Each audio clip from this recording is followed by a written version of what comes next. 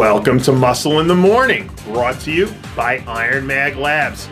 Make your mark. I'm Dave Palumbo, and today is Tuesday, December 29th, 2015. And let's find out what's going on in the world of bodybuilding and fitness. Let's be honest, there isn't any story more compelling heading into this year's Arnold Classic than the ongoing saga of Kai Greene.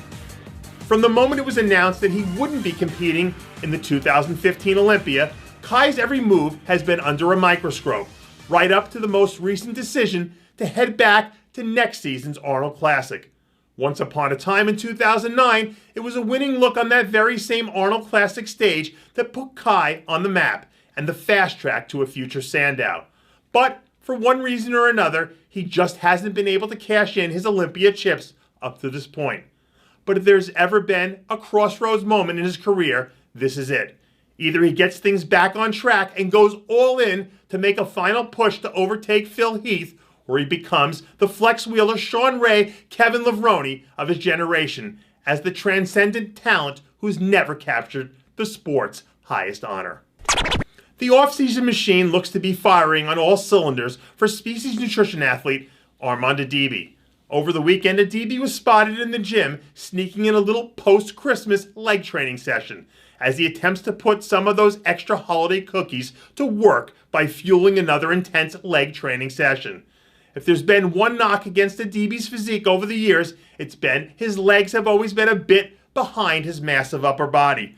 But now that his fire has been reignited and he's back to training at full force, I anticipate seeing the best version of Adibi we've ever seen coming to the stage sometime in mid-2016.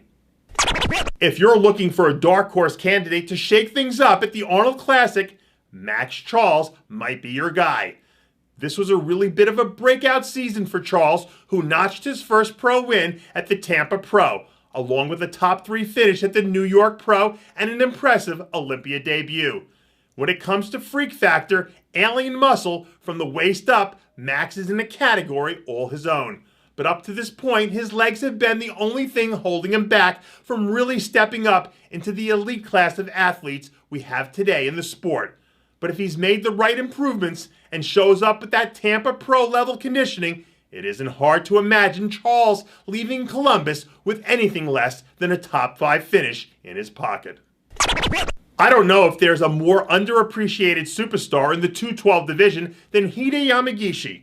Over the course of his career, not only has Yamagishi been a consummate professional, but he's also consistently been a top-tier athlete whose attention to detail and presentation is second to none. Last season, the best Hide we've ever seen showed up and took second to an otherworldly Jose Raymond at the Arnold Classic. And about 3 months from now, he'll be back on stage battling it out once again as he attempts to claim one of the most prestigious titles in the sport. At his best, Yamagishi is one of the top 3 athletes in the 212 division. But if he's going to walk off stage victorious, he'll need to dig deep and summon up something powerful enough to knock the Boston Mass off his throne.